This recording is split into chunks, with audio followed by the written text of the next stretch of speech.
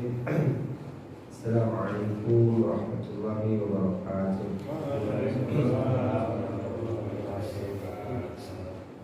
Alhamdulillahirabbil alamin. Wassalatu wassalamu ala asyrafil anbiya'i wal mursalin nabiyyina Muhammadin wa ala alihi wa ashabihi wa man tabi'ahum bi ihsanin ila yaumiddin. Wassalamu tasliman katsiran. Bapak Ibu, saudara-saudariku, kaum muslimin dan kaum muslimat sedang jamaah salat Isya yang dimuliakan oleh Allah Subhanahu wa taala. Alhamdulillah, kembali kita menyanjung karunia Allah Subhanahu wa taala. Allah Subhanahu wa taala izinkan kita kembali berjumpa di kesempatan malam hari yang berbahagia ini. Insyaallah pertemuan dan perjumpaan kita ini kita akan mengkaji dari sebuah kitab yang sangat luar biasa sekali, yaitu kitab Ar-Rahiqul Makhtum, ya, Al-Bahthu Is-Sirati An-Nabawiyah. Yaitu kitab Ar-Rahiqul Makhtum yang membahas tentang jejak perjalanan dari Nabi kita yang mulia, dari Muhammad SAW, yang mudah-mudahan dengan wasilah dari membahas jejak perjalanan beliau ini, atau sering kita dengar dengan sirah, ya, sirah Nabawiyah ini, tumbuh subur kecintaan di hati kita kepada beliau, dan mudah-mudahan buah cinta ini menjadi sebab bagi kita semuanya untuk berkumpul bersama beliau di surga Allah Subhanahu wa taala nanti yang luasnya seluas langit dan bumi. Amin ya Allah, amin ya Rahman, amin ya Rabbal alamin. Sekarang Pak, kita lanjutkan pembahasan kita, ya, setelah kemarin Rasulullah SAW itu ada di pengasuhan, ya, pengasuhan Halimah, ya, Halimah di Bani Sa'ad, ya. Lalu kemarin sudah kita ceritakan terjadilah sebuah peristiwa, ya, peristiwa pembelahan dada Rasulullah SAW, yang mana peristiwa ini ternyata memunculkan kekhawatiran, ketakutan di hatinya Halimah, ya. Halimah khawatir nanti akan ada apa-apa yang terjadi kepada Muhammad, ya. Muhammad, dan ini akan menjadi salah satu tuntutan, ya, tuntutan dari orang tua si anak, ya, kalau misalkan terjadi apa-apa dengan anak. Nah, sekarang kita masuk bab yang baru, Pak, ila ummihi, ya, ila ummihi ya Hanun. Rasulullah SAW kembali ke pangkuan ibunya, ya, ke pangkuan ibunya. Wa khasyat alaihi Halimah ba'da hadhihi al-waq'ati. Kata Syekh, Halimah setelah terjadi peristiwa pembelahan dada, Rasulullah SAW merasa takut, Pak. Merasa takut, khawatir akan hal yang terjadi selanjutnya, ya, hal yang akan terjadi selanjutnya. Ini peristiwa yang sangat menakutkan bagi Halimah, karena peristiwa ini, ya, di zaman dulu kan ya sangat ini sekali, Pak, ya. Di zaman kita sekarang mungkin operasi pembelahan dada itu, ya, karena sudah majunya pengobatan dunia medis, ya, hal yang seperti itu mungkin bagi kita, ya, sesuatu yang sudah biasa, ya, karena kita pun sudah lihat mungkin tetangga kita, teman kita yang menjalaninya dan baik-baik saja. Tapi di zaman dulu kan ini mengkhawatirkan sekali, Pak. Oh, ini ada apa ya? Ada apa? Ya. Jadi setelah peristiwa itu, ya, Halimah ketakutan sampai hatta raddathu ila ummi. Sampai akhirnya Nabi Muhammad SAW dikembalikan oleh Halimah kepada ibunya. Padahal dulu ketika mau diminta, apa kata Halimah, Pak? Biarlah Muhammad bersama kami dulu, usianya masih kecil, dan Mekah itu rawan, nanti banyak wabah, ada pandemi, ya, dan udaranya juga tidak bersih, macam lah kata Halimah, ya, Pak, ya. Ya, tujuannya cuma satu, apa, Pak? Supaya Nabi Muhammad SAW tetap bersama, ada di tengah-tengah keluarganya Halimah. Karena selama Rasulullah SAW ada di keluarganya Halimah ini, ya, keluarga Halimah itu betul-betul merasakan keberkahan, ya, keberkahan. bagaimana hewannya gemuk-gemuk, susunya banyak, sawah ladangnya subur-subur, dan ini berbanding terbalik dengan para teman-temannya, tetangganya, atau orang-orang yang ada di satu kampung itu. Halimah sendiri dengan keluarganya yang merasa sangat berkemakmuran, berkemakmuran. Nah, sehingga waktu itu karena bujuk rayunya Halimah, dan Halimah begitu sungguh-sungguh meyakinkan, akhirnya Ibunda Aminah pun percaya. Diserahkanlah kembali Rasulullah SAW kepada Halimah. Tapi ternyata ini dikembalikan lagi. Kenapa Pak? Ya karena takut setelah peristiwa pembelahan dada Rasulullah SAW. Lalu Pak, fakana 'inda ummihi ila an balagha 6 sinin. Dan Rasulullah SAW itu bersama ibunya sampai beliau berusia sekitar 6 tahun. 6 tahun Pak, ya, 6 tahun. Wara'at Aminah, dan Aminah waktu itu memandang Pak, ya, Aminah waktu itu melandang, ya. Wafa'a min dzikri zawjiha ila rahim. Aminah waktu itu Pak berpikir, oh ini anakku, ya, hendaknya aku bawalah gitu Pak, aku antar untuk mengunjungi kuburan bapaknya, ya, kuburan orang ayah handanya. Jadi mau dikenalkan, nah ini bapakmu, ya, dia sudah meninggal, ini pusaranya, ini kuburannya, begitu Pak. Jadi Halimah berpikiran seperti itu, ingin membawa anaknya ini untuk, kalau bahasa kita sekarang Pak, ziarah, karena kita Pak ya, untuk menziarahin kuburan bapaknya. Antazuru qabrahu, ya, agar Aminah ini ingin mengajak Rasulullah SAW ini untuk menziarahin kuburan bapaknya, yaitu Abdullah, ya, Abdullah bin Abdul Muttalib, ya Pak ya, bapaknya Rasulullah. Ya. Fakharajat min Makkah, maka Ibunda Aminah pun Pak, ya, Aminah bersama Nabi Muhammad SAW waktu itu masih berusia 6 tahun keluarlah dari Mekah. Keluar dari Mekah menempuh perjalanan, waktu itu jaraknya Pak, ya, rohlatan tablughu khamsimi'ah kilometer, ya, sekitar 500 km Pak. Berarti sini ke Surabaya, mana Pak? Semarang, sini Semarang ya Pak ya, 500 km. Waktu itu kendaraan masih sangat-sangat terbatas ya Pak ya. Paling bisa naik unta ya Pak ya, naik unta. Naik kuda nggak mungkin, karena kuda kan larinya kencang, ya kan Pak? Nggak mungkin ibu-ibu naik kuda gitu Pak ya, nggak mungkin, pasti naik unta. Dan naik kuda nggak bisa pakai penutup Pak. Kalau naik unta bisa Pak, jadi naik unta itu bisa pakai penutup. Jadi kalaupun panas tidak terkena, kalaupun ada badai nggak terkena, unta bisa tetap berjalan. Unta itu salah satu kelebihannya Pak, di tengah badai bisa berjalan dia Pak, ya, makanya ada penutupnya, masih ada penutupnya.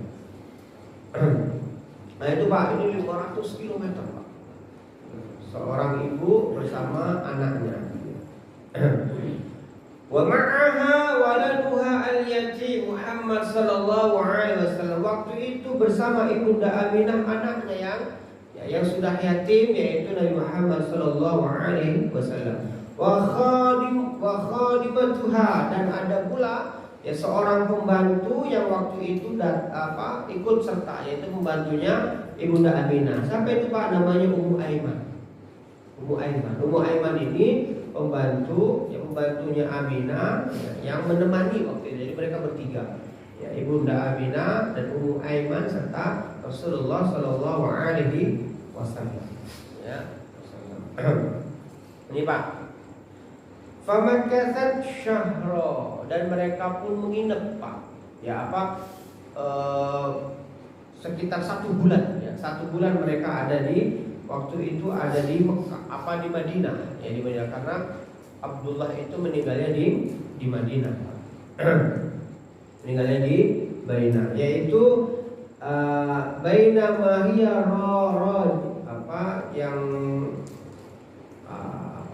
di Madinah. Thumma qafalat, kemudian setelah sebulan di Madinah, setelah melihat kuburan ayahnya dan Rasulullah sudah tahu itu kuburan bapaknya, maka mereka pun akhirnya pulang. Wa bainama hiya raji'atun id yulaqiha al-mar'ah. Tak kala mau pulang ke Mekah waktu itu Ibunda Aminah sakit. Ya mungkin apa Pak? Kelelahan ya Pak ya. Kelelahan ya, sakit ya, Ibu Aminah pun sakit ya. Lalu wa yahullu 'alaiha fi awadit tariq ya. Lalu sakitnya pun bertambah parah ya. Bertambah parah, dan waktu itu famatat, meninggallah Ibunda Aminah ini ya, bil abwa, yaitu di sebuah tempat namanya Abwa baina Makkah wal Madinah, yaitu antara Mekah dan Madinah ya, jadi di tengah-tengah posisi Pak ya, meninggallah ya, Ibunda Rasulullah Shallallahu Alaihi Wasallam di Abwa dan dikuburkan di tempat itu dalam keadaan Rasulullah masih berusia berapa tahun Pak? 6 tahun ya, meninggal Rasulullah meninggal Ibunda. Nah setelah meninggal Pak dan dikuburkan di Abwa, maka Ummu Aiman pun membawalah Rasulullah di Mekah sampai akhirnya ila jaddihi ya, akhirnya Rasulullah pun ada di pengasuhan kakeknya yaitu Abdul Muttalib ya Pak. Wa'ada bihi Abdul Muttalib ila Mekah, dan Rasulullah pun dibawa kembali oleh Ummu Aiman ke Mekah dan diserahkan kepada kakeknya Abdul Muttalib ya, Muttalib. Wa kanat musya'iral hanun fi fawaidihi. Abdul Muttalib ini Pak sangat sayang sekali sama Nabi Muhammad SAW ini Pak. Sangat sayang sekali sama cucunya ini Pak. Kenapa Pak? Kenapa? Rasa iba ya Pak ya, rasa kasihan, ini anak masih kecil, sudah yatim piatu ya. Sudah nggak punya ayah, nggak punya ibu ya. Kakeknya lah pengganti menjadi ayahnya sekaligus sebagai ibunya. Jadi Abdul Muttalib waktu itu Pak sangat sayang sekali, sangat cinta sekali kepada Rasulullah SAW ya. Tarubbu nahwa hafidihi yatim, yang mana waktu itu Pak Rasulullah SAW dirawat, dijaga dan dibesarkan oleh kakeknya Abdul Muttalib dengan penuh cinta, bahkan lebih cinta lagi daripada anak-anaknya. Lebih mencintai Rasulullah SAW sebagai cucu daripada anak-anaknya sendiri. Padahal waktu itu anak yang seumuran dengan Rasulullah ada nggak Pak? Siapa Pak? Hamzah. Hamzah ini sepersusuan ya kan Pak? Sepersusuan, seumuran ini Pak.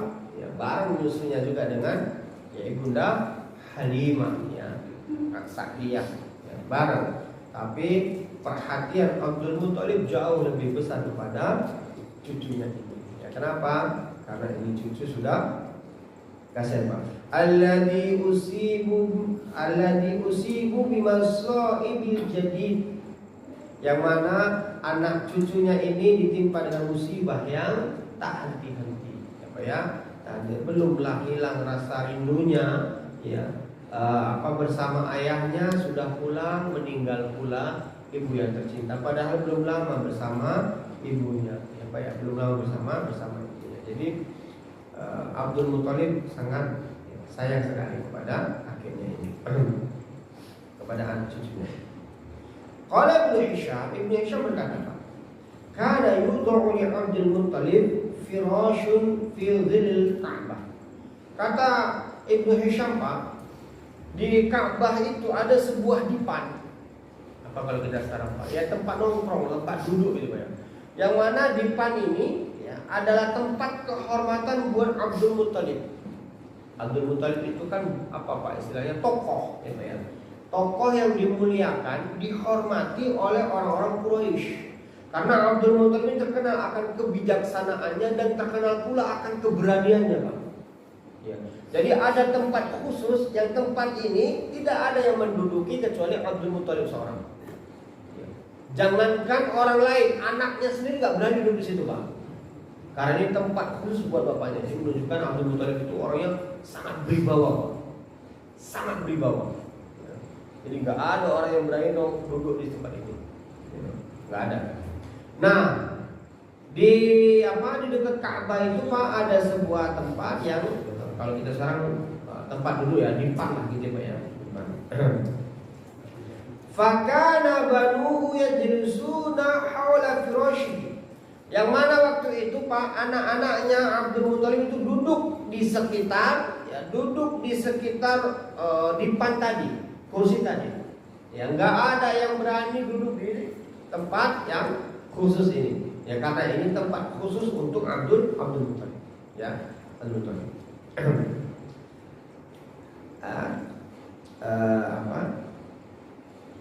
Dzalika hatta yakhruja ilaihi. Jadi anak-anaknya tetap berkumpul di situ sampai bapaknya Abdul Muthalib itu keluar. La yajlisu alaihi ahadun min banihi ya ijlalan lahu. Tidak ada, kata Ibnu Hisham, satu anaknya pun yang berani duduk di tempat itu karena ini tempat kehormatan, tempat kemuliaan buat bapaknya yaitu Abdul Muthalib. Fakana Rasulullah sallallahu alaihi wasallam yati wa huwa ghulamun yafrun hatta yajlisu alaihi. Sampai akhirnya Pak, kata Ibnu Hisham, pernah satu ketika Rasulullah waktu itu masih berusia 6 tahun Pak, ya beliau duduk di tempat itu dan di waktu itu paman-pamannya ada di bawah, ya Pak ya, paman-pamannya ada di bawah. Faya'khudhuhu a'mamahu, maka pamannya itu mau gendong Pak, mau ngangkat Rasulullah, ya mau diturunkan dari tempat itu. Kenapa? Nanti kalau kelihatan Abdul Muthalib bisa marah Pak, ya. Jadi pamannya itu cepat-cepat mau ambil Pak. Tapi ternyata ketika Rasulullah SAW di tempat itu dan pamannya berusaha untuk menurunkannya, untuk menggendongnya, tiba-tiba saja keluarlah Abdul Muthalib Pak, dan dia berkata, fayaqulu Abdul Muthalib, berkata Abdul Muthalib, apa katanya Pak? Ya. Idza ra'a da'u bani hada fa wallahi inna lahu la sya'na. Kata Abdul Muthalib Pak, ya, biarkan dia. Ibni hada, anakku ini katanya. Anakku ini Pak. Fa wallahi, demi Allah, inna lahu la sya'na. La sya'na, sungguh dia nanti ya akan menjadi orang yang mulia di antara kita. Biarkan, jangan kalian ganggu. Tsumma yajlisu ma'ahu ala firashihi. Kemudian Abdul Muthalib pun duduk bersama Rasulullah SAW di atas dipan tadi. Pangku di atas dipan. Ya. Jadi dari kecil pun Rasulullah SAW sudah kelihatan Pak, bahwasanya beliau akan menjadi orang yang mulia. Wa yamsahu dhahrahu biyadihi, sambil Abdul Muthalib itu Pak mengusap-usap punggungnya Rasulullah sallallahu alaihi wasallam, mengusap-usap punggung. Ya. Pak, dalam psikologi Pak, ternyata anak umur sampai 8 tahun itu Pak, itu alam bawah sadarnya itu masih terbuka. Filter mentalnya itu Pak, ya filter mentalnya itu masih terbuka. Ya. Dan itu Pak, ya, ternyata salah satu komunikasi kita dengan anak kita yang masih berumur 8 tahun ke bawah itu, ternyata dengan cara mengelus-elus punggungnya itu, Pak, itu akan menjadi sebuah ingatan, memori, kenangan buat dia. Ya. Makanya anak-anak umur 8 tahun itu Pak, umur 8 tahun ke bawah itu nggak boleh mereka dimarahin Pak, nggak boleh mereka dimarahin. Kalau bapak pernah marahin harus minta maaf. Kapan minta maafnya? Ketika mereka mau tidur. Minta maaf sambil ngelus-ngelus punggungnya, minta maaf. Karena kalau bapak minta maaf itu akan jadi memori, kenangan buruk di hatinya, dan itu susah lupa. Ya, ternyata Abdul Muthalib ini sudah mengerti, ya Pak ya, sudah mengerti. Jadi diurus-urus itu, ya, diurus-urus, ya, sampai punggungnya dan diinikan. Karena waktu itu filter mentalnya masih terbuka. Wa yasuruhu wa yarahu yasna. Dan Rasulullah Shallallahu Alaihi Wasallam itu senang sekali Pak, senang sekali dibegitukan, merasakan hangat. Ya, dielus-elus sama kakeknya. Ya, dan ini menjadi sebuah memori yang terindah bagi Rasulullah Sallallahu Alaihi Wasallam. Nah itu Pak, walithamani ya sanawatu syahraini syahra ayama min umrihi. Kata Syekh Pak, kira-kira umur Rasulullah waktu itu 8 tahun ya Pak ya. 8 tahun lebih 2 bulan 10 hari min umri. Berarti 8 tahun lebih 2 bulan 10 hari. Detail sekali orang ini Pak ya. Masya Allah Pak ya. Orang Arab itu sangat detail sekali menghitung umur. Jadi tak kala Rasul berumur 8 tahun lebih 2 bulan 10 hari ya. Tufiya jaddahu Abdul Muttalib Makkah. Meninggal pula kakek yang tercinta di Mekah.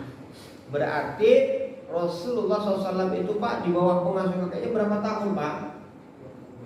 2 tahun. Karena tadi ibunya meninggal, beliau berumur 6 tahun. Jadi 2 tahun Pak bersama kakeknya Pak. 2 tahun bersama kakeknya. Waktu itu Rasulullah berumur 8 tahun lebih 2 bulan lebih 10 hari. Meninggallah kakek yang tercinta yaitu Abdul Muttalib di Mekah. Ya di Mekah.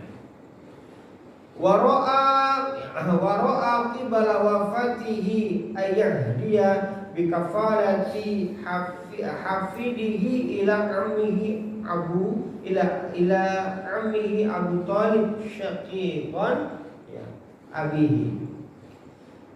Nah sebelum Abdul Muttalib ini meninggal Pak, ternyata beliau pernah berpesan, pernah menitipkan cucunya ini kepada anaknya, yaitu pamannya Rasulullah Abu Talib, yaitu syaqiq ya, abihi, yaitu saudara dari Abdul Muttalib, saudara dari Abdullah, bapaknya Rasulullah. Pernah cerita.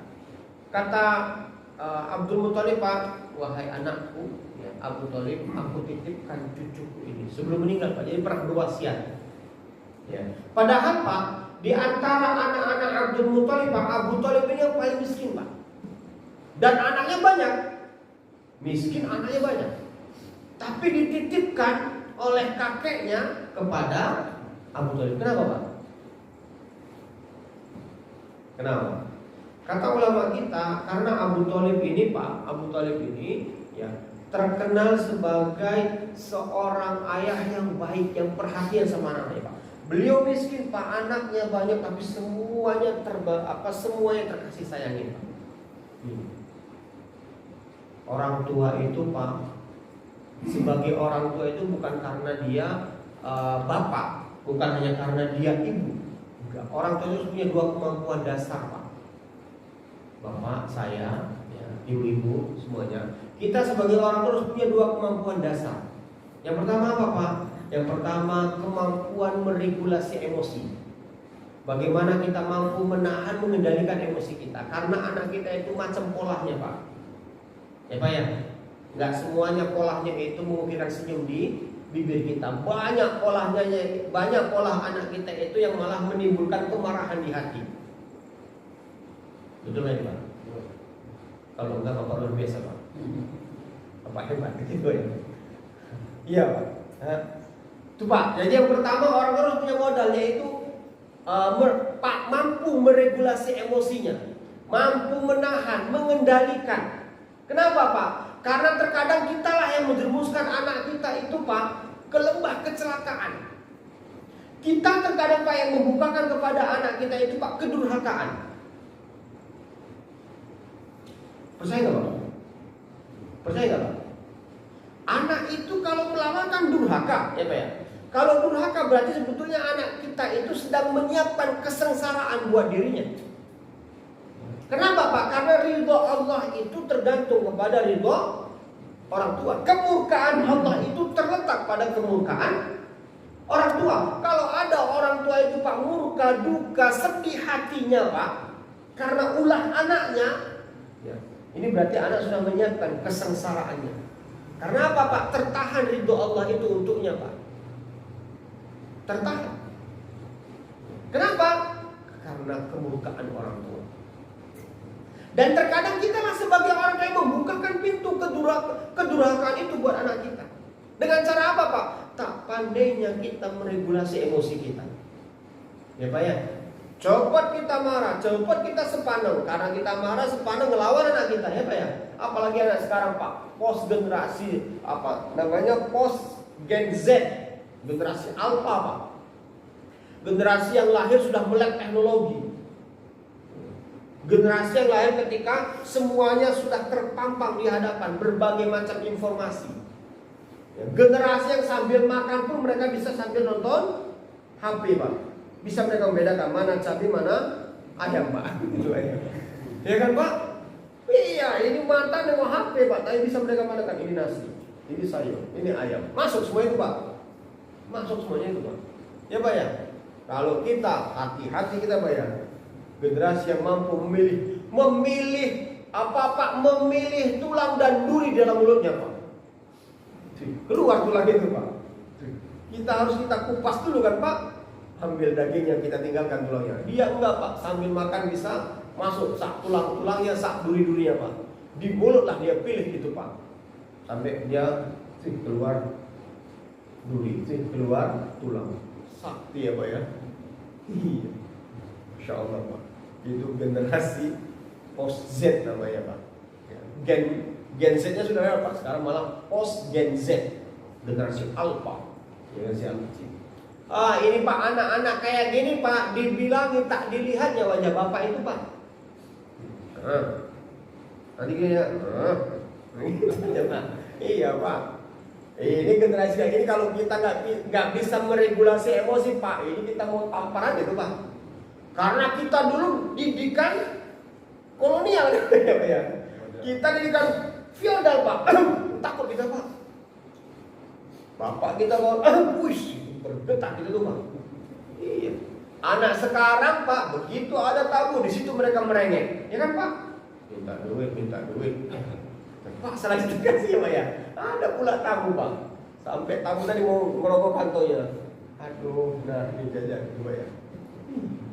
Dulu anak kita Pak dulu, ya saya masih kecil dulu tahu Pak, ada bapak saya ada tamu nggak berani lewat Pak, nggak berani lewat, nggak mau terpaksa ke belakang lewat dari belakang Pak, nggak berani lewat. Anak sekarang nggak peduli dia Pak, ya Pak ya, presiden juga nggak peduli ya Pak ya, anak sekarang presiden nggak peduli dia Pak, apa? Nah makanya orang terus punya kemampuan dasar Pak, mampu meregulasi emosinya. Mengatur, menahan ya, emosinya. Yang kedua, apa yang kedua Pak? Komunikasi. Orang tua sekarang punya modal Pak, kenapa? Komunikasi. Ya. Lemah lembut ketika lemah lembut ketika berkata. Tahu Pak momentum, bisa membaca momentum. Kapan harus bicara sama anak? Bisa membaca momentum itu. Jadi nggak semua keadaan Pak kita itu ngomong anak itu senang dengerin Pak. Kapan Pak? Waktu yang pas ngobrol sama anak Pak.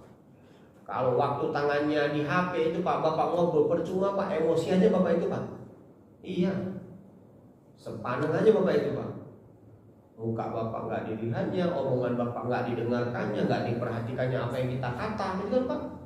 Iya. Bahkan sambil main fire apa Mobile Legend dia Pak. Fire. Aduh ya Pak ya. Itu bapak kalau nggak bisa meregulasi emosi Pak. Ya apa kalau bapak nggak pandai berkomunikasi Pak, bapak marah. Kapan waktu yang pas untuk komunikasi dengan anak kita Pak? Kapan Pak? Waktu makan dia main HP. Kapan Pak? Nggak tahu Pak makan Pak. Sama, saya juga bingung Pak. Sama Pak. Cuma saya punya waktu Pak. Ketika dia mau tidur tuh Pak. Ya saya pasti ketuk pintunya, saya minta izin. Di situ bisa kita ngobrol. Bisa bapak ngobrol bentar kan? Oh bisa, kenapa? Bisa, itu Pak enak ternyata anak kita itu Pak pikirnya jauh lebih dewasa ketimbang usianya Pak. Bisa kita bertukar pikiran. Tapi ketika dia mau tidur, sama dia pas bangun tidur itu Pak, itu doang dia Pak. Kalau udah bangun tidur, udah mandi dia Pak, udah sholat dia Pak, udah HP pegang dia Pak. Percuma lagi bangun, ya Pak ya. Percuma bangun. Itu Pak, itu modal dasar orang tua Pak. Ya. Mampu meregulasi emosinya dan pandai berkomunikasi. Kalau enggak Pak, percaya sama saya Pak, akan berantem juga sama anak kita Pak. Berantem. Bahkan saya pernah dapat aduan dari orang tua Pak, dia lebih senang anaknya itu pergi Pak. Kenapa? Sepat mataku gitu Pak. Apa sepat itu Pak? Pokoknya sakit matanya Pak. Ya Pak ya. Melihat anaknya itu sakit terus matanya Pak. Ya. Lebih senang di anaknya itu pergi Pak. Sampai begitu orang tua itu ya. Bapak kalau nggak bisa itu. Dan Abu Thalib Pak, begitu Pak. Abu Thalib ini Pak terkenal sebagai orang tua yang sabar, pandai mendidik. Lihat anak-anaknya Pak, Ali bin Abu Thalib, dia Pak ya? Tuh, lihat Pak, jadi khalifah. Lihat anaknya Pak, Ja'far itu kan yang jadi panglima perang waktu itu Pak. Ya. Ja'far bin Abu Thalib perang waktu jadi panglima perang waktu itu Pak. Perang apa Pak? Perang apa? Perang Mu'tah Pak. Perang Mu'tah. Ya, bagaimana waktu Ja'far bin Thalib Pak memegang bendera Pak? Ya. Oh ya namanya Pak. Bendera ini kalau jatuh berarti pasukan kalah Pak. Ditebas tangannya Pak. Tangan kanannya Pak, dipegang dengan tangan kiri Pak. Ditebas tangan kiri Pak, dipeluk sama beliau. Dipeluk. Masya Allah Pak. Ya. Dan Rasulullah lihat itu Pak, dikabarkan oleh malaikat Jibril. Dikabarkan oleh malaikat Jibril. Ini anaknya Abu Thalib ini Pak, luar biasa. Anaknya Abu Thalib, semuanya anak Abu Thalib itu Pak, Masya Allah. Gitu ya. Nah ini makanya bapaknya Abdul Muthalib percaya sama anaknya ini, Abu Thalib, untuk merawat cucunya, yaitu Muhammad Sallallahu Alaihi Wasallam. Pelihara dia nak, jaga dia. Ini anak dari saudara. Ini Pak, dititipkan oleh Abdul Muthalib. Nah, ini Pak. Setelah itu meninggallah Abu Thalib Pak. Sekarang kita masuk ke fase yang berikutnya, ila ammihi Syafiq. Yang berikutnya Pak ada di perawatan kakek pamannya, yaitu Abu Thalib. Ya Pak ya. Wa nahadha Abu Thalib bihaqqi bani akhihi ala akmal wajh. Lalu Abu Thalib Pak nahadu itu bangkit ya Pak. Apa bangkit itu ya? Terjemah yang paling pas apa ini? Nahadu itu bangkit. Makanya Nahdlatul Ulama apa Pak? Kebangkitan ulama itu. Jadi apa ya? Apa terjemah itu Pak? Boleh melaksanakan amanah yang diberikan. Jauh ya Pak ya, semuanya Pak ya. Di sini Pak Nahal Abu Thalib bangkit ya, dihakti untuk menggantikan ibni akhi ya, merawat anak saudaranya, anak akmil wajhi, di atas kesempurnaan pengurusan. Nah, jadi berarti itulah terjemahannya Pak ya. Jadi Abu Thalib itu bangkit menggantikan sebagai seorang bapak atas anak saudaranya dengan sesempurnanya pengurusan perawatan Pak. Sesempurnanya perawatan Pak. Wa dhammahu ila waladihi, dan beliau menggabungkan Pak, menyatukan Rasulullah SAW dengan anak-anaknya sendiri. Ya, dengan anak-anaknya dirawat seperti anak sendiri Pak, enggak dibeda-bedakan. Ya, enggak dibeda-bedakan. Enggak ini kamu hanya keponakan, ini anak. Enggak, kalaupun ada keributan antara ya Rasulullah SAW dengan anaknya, akan dicari siapa yang salah. Dihukum walaupun itu anaknya sendiri. Ya, itu sampai begitu Pak. Jadi betul-betul Abu Thalib ini sangat memperhatikan sekali. Wa qalimahu alaihim ya. Dan Rasulullah Shallallahu Alaihi Wasallam pun ada di bersatu dengan anak-anaknya Abu Thalib ini, dirawat dengan penuh cinta ya, dengan penuh cinta bifadli ihtirami wa taqdir. Rasulullah itu dimuliakan Pak, dimuliakan bahkan melebihi dari anak-anaknya sendiri. Walla fawqa arba'ina sana izzi janibihi. Rasulullah itu Pak sampai 40 tahun Pak, 40 tahun ada di bawah perlindungannya Abu Thalib. Ya Pak ya, 40 tahun Pak. sampai beliau diangkat menjadi nabi, sampai beliau menjadi rasul. Ya, Abu Thalib itu tetap menjadi pembelanya Rasulullah SAW. Nggak ada yang berani macam-macam, Pak. Dulu, Pak, orang kaum musyrikin itu berani mengganggu, hanya sahabat-sahabatnya Rasulullah SAW yang notabene mereka nggak punya kekuatan. Mereka ini mungkin budak seperti Sumayyah, seperti Yasir, seperti Bilal. Ini sahabat-sahabat yang miskin, Pak, yang mereka nggak punya kerabat yang status mereka itu sebagai budak. Tapi terhadap Rasulullah SAW sendiri, Pak, nggak ada yang berani. Kenapa? Ada Abu Thalib yang bela. Ya, kata Abu Thalib, siapa yang mengganggu keponakanku, sama saya dia mengganggu aku. Gak ada yang berani, Pak. Gak ada yang berani. Abu Thalib itu terkenal akan sama seperti bapaknya, Pak. Terkenal akan kewibawaannya, kebijaksanaannya, kedermawanannya, dan beliau selalu menjadi penengah, Pak. Setiap ada perselisihan di kalangan orang-orang kafir Quraisy, beliau itu selalu dituakan lah begitu, Pak. Dan beliau sangat bijaksana dalam menyelesaikan urusan di antara perselisihan di antara kaumnya, Pak. Itu. Nah itu, Pak, wa yusadiqu wa yukhasimu min ajrihi. Ya, Pak ya. Nah, Abu Thalib inilah, Pak, yang senantiasa mendukung dakwahnya Rasulullah, membenarkan. Wahai keponakanku, apa yang kamu serukan itu benar, serukan terus. Makanya Rasul sedih sekali kan, Pak, ketika Abu Thalib ini meninggal, Pak. Ya kan, Pak? Sedih sekali beliau, Pak.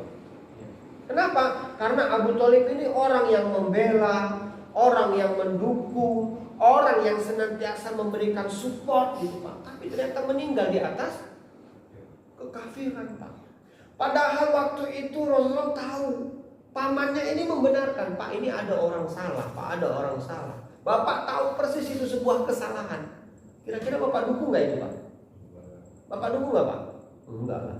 Kalaupun kita dukung, tak sepenuh hati kita dukung, ya, Pak ya. Iya, tak sepenuh hati, Pak. Separuh-separuh kita itu dukungnya, Pak. Iya. Ini kan Abu Thalib betul-betul meyakini akan kebenaran seruan yang dibawakan oleh keponakannya. Jadi beliau dukung itu, Pak, full, 100% beliau dukung. Teruslah berdakwah terus. Tapi ketika mau meninggal dunia tak sempat. Padahal katakan ya ammi qul la ilaha illallah kalimatan. Wahai pamanku, ucapkanlah la ilaha illallah, satu kata, kata Rasulullah, satu kata.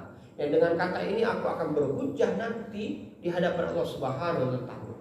Tapi enggak mau, Pak. Enggak mau. Kenapa enggak mau, Pak? Karena dibisikin sama Abu Jahal. Iya. Karena waktu itu di sampingnya ada Abu Lahab, Pak. Ada Abu Jahal, Pak, yang mana notabene Abu Lahab dan Abu Jahal mana, Pak? Iya, kakak-kakaknya kan, Pak. Kakak-kakaknya. Apa kata Abu Jahal dan Abu Lahab, Pak? Iya. Ya Abu Thalib. Ya. Aturadibu ya millata Abdul Muttalib. Wahai Abu Thalib, apakah kamu benci terhadap agama bapak kita, Abdul Muttalib? Dibilang kayak gitu, Pak. Gimana, Pak? Ini agama bapak kita. Apa kamu membencinya? Hah? Gimana, Pak? Bingung kan, Pak? Di tengah keraguan, ikutin keponakanku atau ikutin saudara-saudaraku ya? Ikutin keponakanku, konsekuensinya berarti aku membenci ya agama yang dibawa oleh bapakku. Sementara Pak Abdul Muthalib dan yang lainnya itu, Pak, sangat hormat sama bapaknya Abdul Muthalib.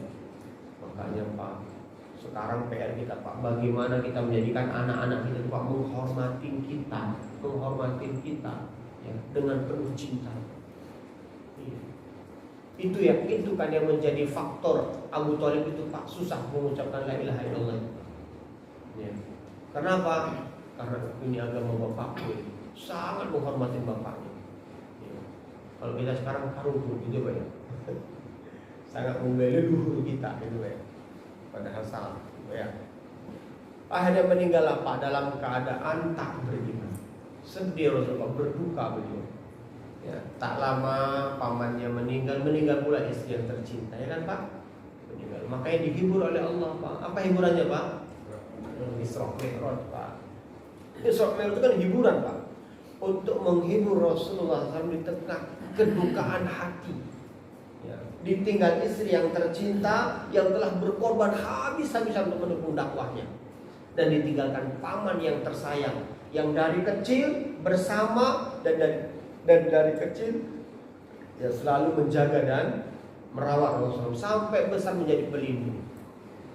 Ditinggal, sedih kan Pak? Sedih. Dihibur oleh Allah Subhanahu wa taala dengan Isra dan Mi'raj. Ditampakkanlah Pak waktu itu ya dimensi lain dari alam semesta ini Pak. Ditampakkanlah waktu itu surga dengan segala macam kenikmatannya, dan ditampakkan pula Pak nabi-nabi terdahulu ya, sebelum Rasulullah Sallallahu Alaihi Wasallam, ditampakkan pula neraka dengan segala macam model siksa. Hiburan Pak, hiburan terhadap Rasulullah Sallallahu Alaihi Wasallam. Ya, itu. Yang berikutnya Pak, yastasqi al-ghamama biwajhi. Pernah satu ketika Pak Abu Thalib ini Pak membawa Rasulullah SAW Pak untuk minta hujan dengan wajahnya Rasulullah Sallallahu Alaihi Wasallam. Waktu itu Pak akhraja Ibnu Asakir an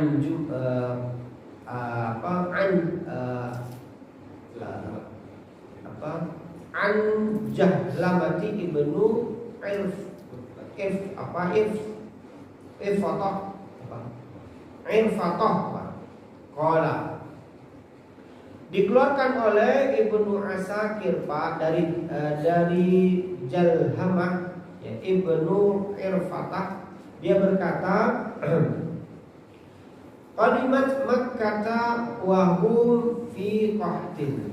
Waktu itu Pak Mekah dilanda paceklik kekeringan yang begitu lama. Ya, kita lama.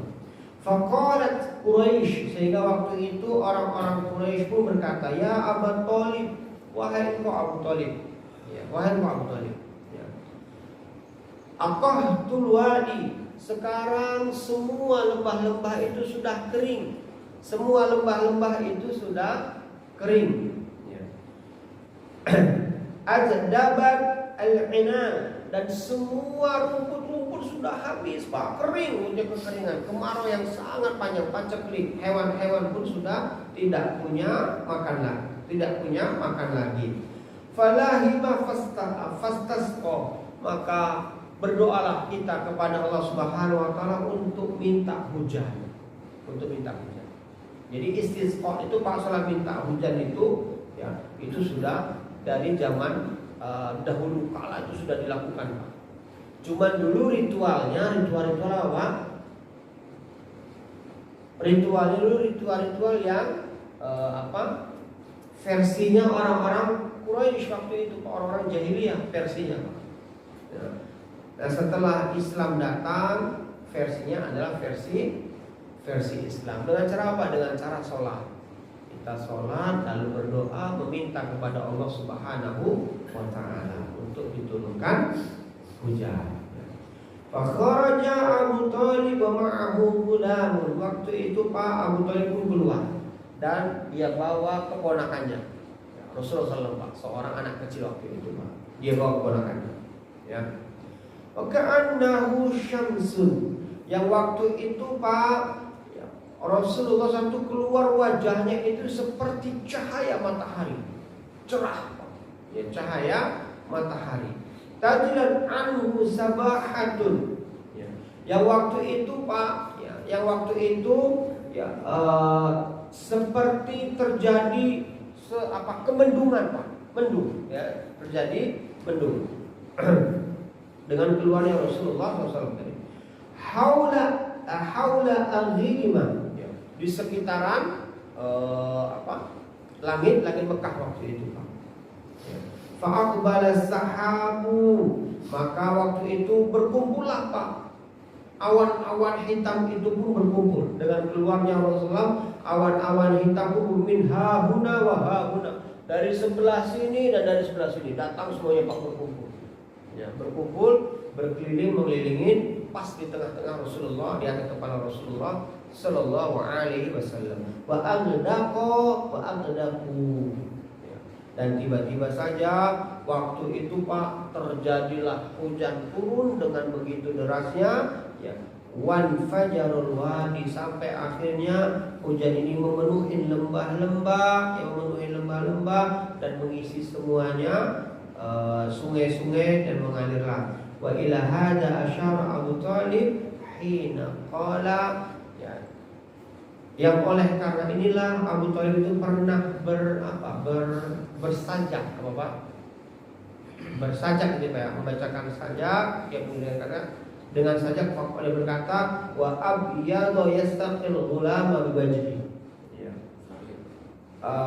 Syair ya Pak, bersyair. Kalau kita mana ya Pak? Sajak ya Pak ya. Bukan pantun. Pantun itu kan ini Pak. Apa? Pantun itu harus belakang itu harus mirip-mirip gitu loh Pak ya. Burung elang, burung cendrawasih kan itu ya. Cukup sekian dan terima kasih gitu kan. Nah itu pantun itu Pak. Kalau ini sajak, ya syair ya Pak, syair. Wa abyadha, ya dengan putih wajahmu, ya dengan putih wajahmu, yastasqi al-ghamama bi wajhi. Turunlah hujan yang deras karena wajahmu, berkat wajahmu. Wah, ini syairnya ya apa? Abu Talib Pak dalam rangka ingin menyanjung keponakannya yang garang, yang dengan wajahnya lah Pak turun hujan yang deras. Ya. Samanu yatami ismatal li aramil bihirani rahibi. Masya Allah.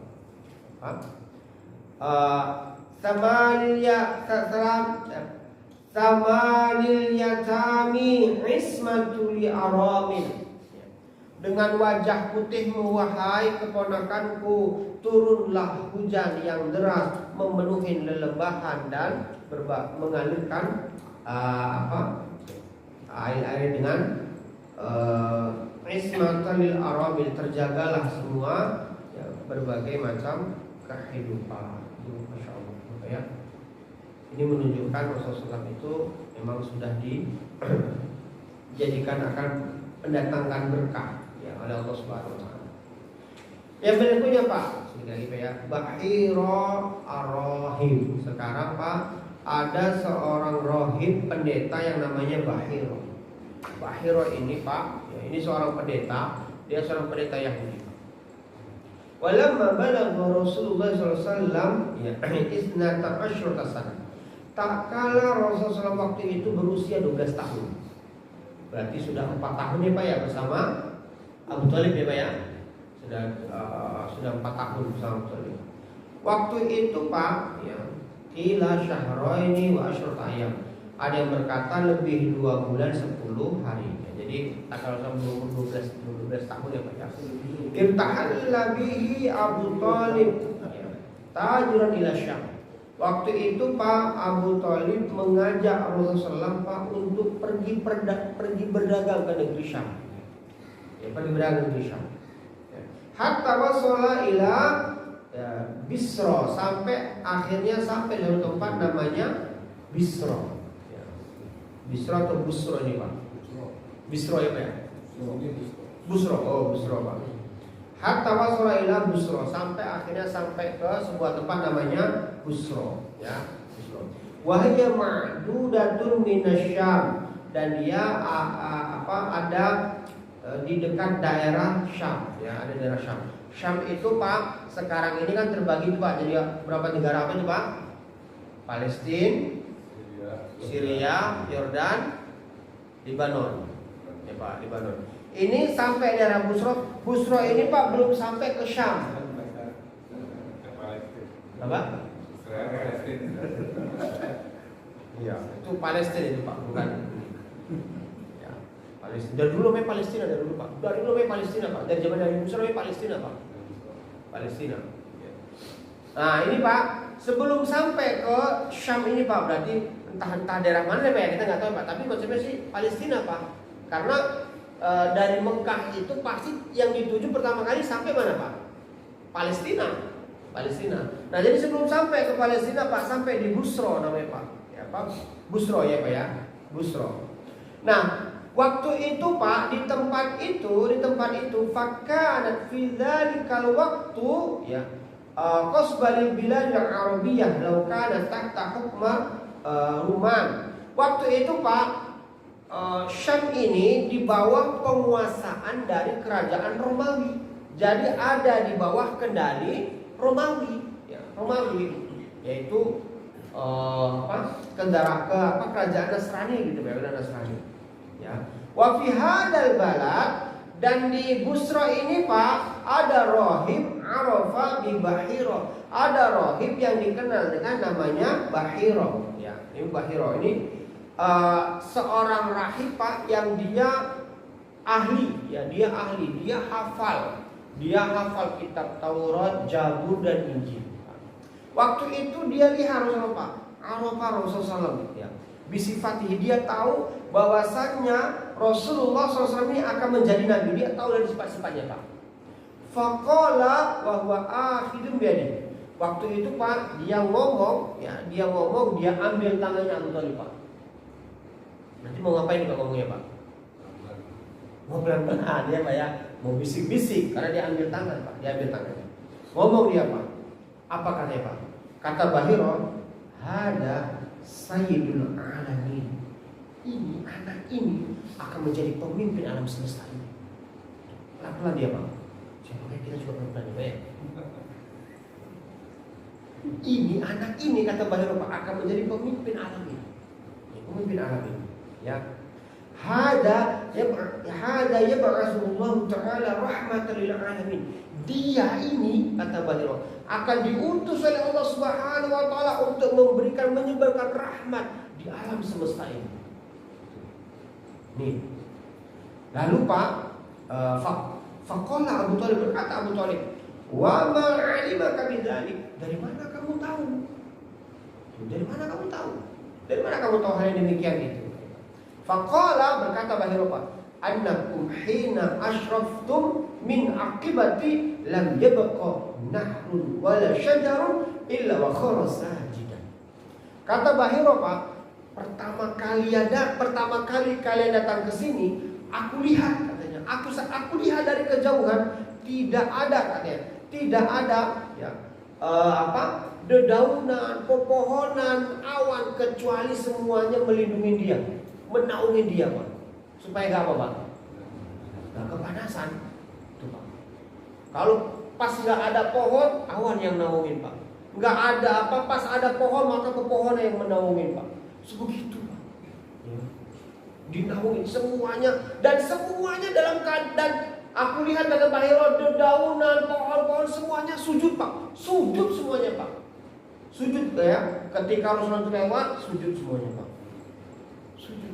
Dan ini kata Bahiro Pak, kita begini, wala yasjudu illa ya linabiyin. Enggak mungkin pohon-pohon, ya pohon-pohon, daun-daun, hewan-hewan itu sujud kecuali kepada seorang nabi. Ini pasti seorang nabi. Waktu itu umur Rasul berapa tahun Pak? 12 tahun Pak. 12 Tuh Pak. Baru segitu Pak, baru umur 12 tahun Pak. 2 bulan 10 hari ya Pak ya. 10 hari ya Pak ya. Tuh, semuanya sudah. Wa inni arafahu bi khatimin nabawiyyah fi asfala hurufi. Dan aku tahu juga ini akan menjadi seorang nabi dengan adanya tanda stempel kenabian. Apa itu Pak? Sebuah tanda di belakang pundaknya ini Pak. Tahu nabi. Dia akan menjadi nabi Pak. Ya, yang tertempel di belakang pundaknya ini Pak. Ya. Cincin kenabian Pak, cincin kenabian Pak. Wa ana ajiduhu fi kitabina, dan aku dapatkan penjelasannya di kitab-kitab kami tuh Pak. Jadi di Taurat, di Injil itu tertulis Pak. Di Injil apa kata Nabi Isa Pak? Itu di surah apa? Di surah Sof Pak. Apa kata Nabi Isa Pak? Di ayat ke-6 ya Pak ya. Wa idz qala Isa bin Maryam ya bani Israil inni rasulullah ilaikum. Wahai, kata Nabi Isa, Dan ingatlah ketika Nabi Isa berkata kepada orang-orang Bani Israel, wahai Bani Israel, aku ini adalah seorang rasul yang diutus kepada kalian, musaddiqan ya baina yadayya minat Taurat, yang membenarkan apa-apa yang ada di antara di tangan kalian itu dari Taurat. Dan aku memberikan kabar gembira birasuli ya'ti ismu Ahmad. Aku memberikan kabar gembira kepada kalian akan diutusnya seorang rasul yang terakhir, namanya adalah Ahmad. Tuh Pak, itu jelas tertulis Pak, tertulis. Ya. Dan Nabi Isa mengkabarkan seperti itu. Nabi Musa juga mengkabarkan. Jadi mereka tahu Pak. Jadi mereka tahu. Makanya apa kata Allah Pak tentang di surat Al-Baqarah ini Pak, ayat 164 atau 146 Pak. Kata Allah begini Pak, alladzina atainahumul kitaba ya'rifunahu kama ya'rifuna abna'ahum. Yang mana orang-orang yang kami datangkan kitab kepada mereka, mereka ini mengenal kamu sebagaimana mereka mengenal anak-anak mereka sendiri. Tahu mereka, tahu. Cuman, gitu Pak. Orang-orang Yahudi itu marah kan Pak ya, marah. Ya. Kenapa mereka marah? Karena yang diutus sebagai nabi yang terakhir ini bukan dari golongan mereka, tapi dari Bani Ismail, anaknya Nabi Ismail. Ya. Lalu kata Bahir tadi Pak, ya. Kata Bahirot Pak, ya. Wasa'ala Abu Thalib ayaruddah. Bahir tadi ngomong kepada Abu Thalib, antarkan pulang anak ini. Antarkan pulang. Ya. Wala yaqdimu bihi ila Syam. Jangan dia sampai masuk ke Syam. Ya, jangan sampai dia masuk ke Palestina. Kenapa Pak? Kalau dia masuk ke Palestina Pak, ya, dan di sana banyak orang Yahudi Pak, orang Yahudi tahu ini akan menjadi seorang nabi Pak, akan dia apa orang Yahudi Pak? Dibunuh ini Pak, dibunuh, suruh pulang, pulang, jangan dia sampai masuk ke Syam. Khaufan alaihi minal Yahud, karena waktu itu Bahirah takut dari orang-orang Yahudi. Faba'athahu ammahu ma'a ba'di ya ulamanihi ila Mekah. Maka akhirnya Pak Abu Thalib pun mengutus, meminta kepada para pembantu-pembantunya untuk mengantarkan Rasulullah ini pulang ke Mekah. Sebab itu umur 12 tahun. 2 bulan 10 hari. Ya Pak ya. Ini Bahiranya takut Pak, ya Bahira juga takut akan makarnya, kejahatannya orang-orang Yahudi yang akan membunuh Rasulullah SAW. Nah ini dulu Pak yang bisa kita sampaikan. Nanti kita lanjutkan lagi tentang nanti akan ada Harbul Fijar, ya, perang Fijar ini Pak. Nanti ada perang Fijar. Baik Pak, mungkin ada yang mau bertanya Pak?